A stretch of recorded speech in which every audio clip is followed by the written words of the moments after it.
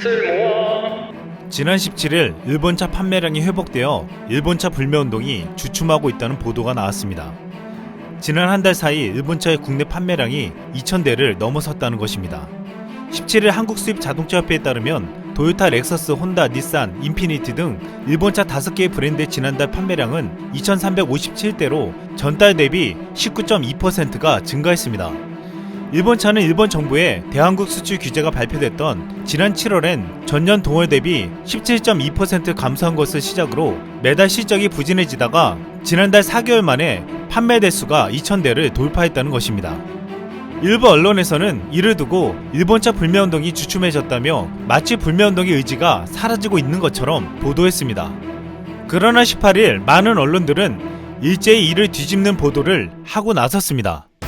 지난 11월 일본차 수출량은 작년보다 88%나 급감하며 전년 동월 대비 10분의 1 수준으로 줄어들었다는 것입니다. 일본차들은 대대적인 마케팅과 폭탄 세일을 해봤지만 결국 참혹한 결과를 받아들이게 되었습니다. 일부 언론들이 일본차 불매운동이 식었다는 보도를 했지만 사실이 아니었습니다. 권영주 국민대 교수는 지난 17일 MBC 라디오 김종배의 시선집중에 출연해 이렇게 말했습니다. 일본차는 여전히 불매운동으로 인해 판매량이 줄고 있다고 하면서 11월 판매량이 소폭 상승한 것은 비정상적인 판매와 어마어마한 할인이 그 원인이라고 지적했습니다. 일본차는 동급의 국산차보다 저렴하고 어떤 차종은 심지어 1,500만원까지 깎아줬다고 했습니다. 그는 이 같은 할인은 한국에 있는 수입사나 딜러들이 다 부담할 정도가 못되니 일본차 제조사에서 돈을 지원해줘서 이뤄진 것이라고 했습니다. 권영주 교수는 이 같은 비정상적인 판매가 오래 이어지기는 힘들 것이라고 전망했습니다. 그 이유는 이번에 할인한 차량은 올해 말까지 무조건 털어내야 할 재고였지만 내년에 새 제품이 들어오는데 그 제품을 쉽게 할인하기는 어렵다는 것입니다. 그동안 일본 차들은 불매 눈치 고객을 잡자며 번호판 세탁 꼼수를 부리기도 했습니다. 그 꼼수는 새 차의 세 자리가 아닌 두 자릿수 번호판을 달아 불매운동 이전에 산 것처럼 가장해 일본 차를 구매하는 것이었습니다. 이것은 불매운동 이전에 차를 구매한 것처럼 속여 주위의 눈총을 받지 않고 차를 사게 만들겠다는 것이었습니다. 국토부 관계자는 9월부터 8자리 번호체계로 바뀌었지만 예외 사항으로 전기차를 비롯한 기존 짧은 번호판은 두 자릿수 번호가 적용된다며 이를 교묘하게 이용해 긴 번호판을 달게 설계되어 있음에도 짧은 번호판으로 허위 발급받은 것이라고 말했습니다. 그는 국토교통부도 이건 문제가 있다고 판단해 자치단체가 과태료를 정당하게 부과해야 한다고 지시했다고 전했습니다. 한국은 일본차 불매운동뿐만 아니라 이젠 세계 시장에서 일본차를 위협하고 있습니다. 특히 오랫동안 동남아 중동의 맹주로 군림하고 있던 일본차를 밀어내고 있습니다.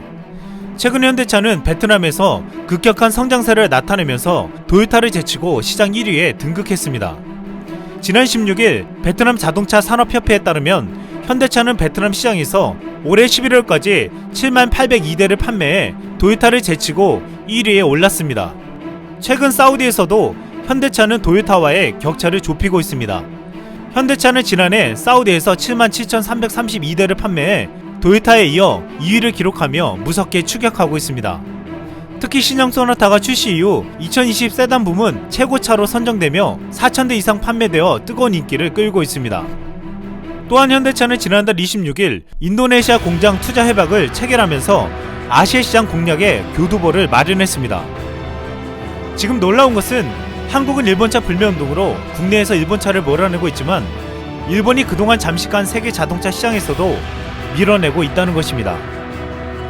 일본 스가 관방장관은 한일 정상회담을 앞두고 한국이 나라와 나라 간의 약속을 지켜야 한다며 똑같은 말을 되풀이했습니다. 최근 스가 관방장관은 일본 관광객까지 줄자 못 먹던 술까지 마시며 관광지 홍보에 열을 올린다는 보도가 나온 바 있습니다. 실제로 11월 방일 한국 관광객은 작년보다 65.1%나 줄어든 것으로 밝혀졌습니다. 아직도 한일 갈등을 한국 책임으로 돌리는 발언을 한 스가 관방장관은 앞으로 술을 마셔야 할 일이 더 많아질 것 같습니다. 이상 쓸모왕이었습니다.